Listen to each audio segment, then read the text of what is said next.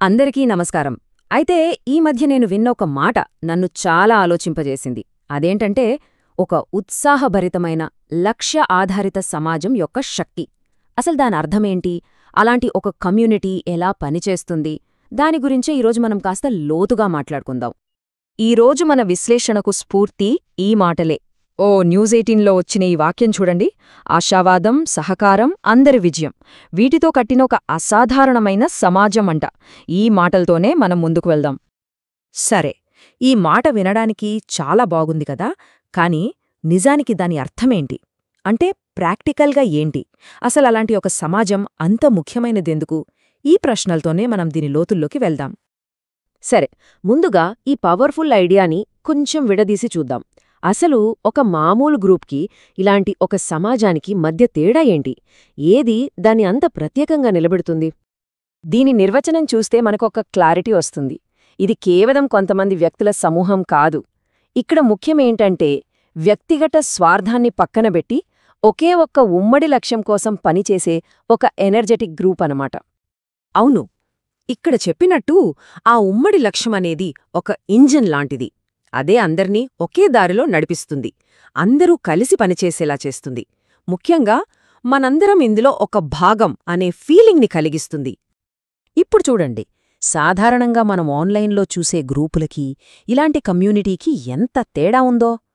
చాలా చోట్ల నాకేంటి లాభం అనే ఆలోచన, ఒకరిపై ఒకరికి నమ్మకం లేకపోవడం చూస్తాం. కాని దానికి పూర్తి భిన్నంగా ఇక్కడ సహకారం, నమ్మకం, అందరి విజయం అనేవి పునాదులు. ఎంత రిఫ్రెషింగ్గా ఉంది కదా. సరే, ఇక నెక్స్ట్ సెక్షన్కి వెళ్దాం. అసలు ఇలాంటి సమాజాలు ఇంత బలంగా ఎలా నిలబడతాయి? వాటిని నిలబెట్టే ఆ పిల్లర్స్, ఆ మూలస్తంభాలు ఏంటో ఇప్పుడు చూద్దాం. ఈ 5 పిల్లర్స్ చూడండి, ఇవి చాలా కీలకం. మొదటిది, అందరూ నమ్మే ఒకే ఒక లక్ష్యం ఉండాలి. రెండోది, యాక్టివ్ పార్టిసిపేషన్, అంటే కేవలం మెంబర్గా ఉండటం కాదు, అందులో చురుకుగా పాల్గొనాలి. అలాగే ఒకరితో ఒకరికి మంచి సంబంధాలు, అందరూ తమ అభిప్రాయాలు స్వేచ్ఛగా చెప్పగలగడం, ఒకరికొకరు సపోర్ట్ చేసుకోవడం. ఈ 5 కలిస్తేనే ఒక సమాజం బలంగా తయారవుతుంది. ఈ ఐక్యత, ఈ బిలాంగింగ్ ఫీలింగ్ మనుషులకు ఎంత అవసరమో చెప్పడానికి ఈ ఒక్క మాట చాలు. ఇది ఒక వ్యక్తి పంచుకున్న నిజమైన అనుభవం. ఈ వ్యక్తి జర్నీని ఒక్కసారి గమనించండి. 10 ఏళ్లు ఆర్మీలో పనిచేసిన తర్వాత అక్కడున్న ఆ స్నేహబంధాన్ని, ఆ టీమ్ స్పిరిట్ను చాలా మిస్ అయ్యారు. ఆ ఫీలింగ్ను మళ్లీ పొందడానికి ఫైర్ ఫైటర్గా కూడా చేరారు. ఇప్పుడు అదే అమూల్యమైన మనమంతా ఒకటి అనే భావనను ఈ సమాజంలో పొందుతున్నారట. ఇది మనుషుల్లో ఉండే ఎంత బలమైన కోరికో కదా. ఇక్కడ మనం గమనించాల్సిన విషయమేంటంటే, ఓపెన్ కమ్యూనికేషన్కు ఎంత విలువ ఇస్తున్నారో చూడండి. స్వయంగా సీఈఓనే సభ్యులు చెప్పేది విని వాళ్ల ఫీడ్బ్యాక్ ఆధారంగా మార్పులు చేస్తున్నారు. అంటే ఇక్కడ ప్రతి ఒక్కరి గొంతుకు విలువ ఉంది. వాళ్ల మాటే మార్పుకు దారితీస్తుంది. ఇక మనం చివరి విభాగానికొచ్చేశాం.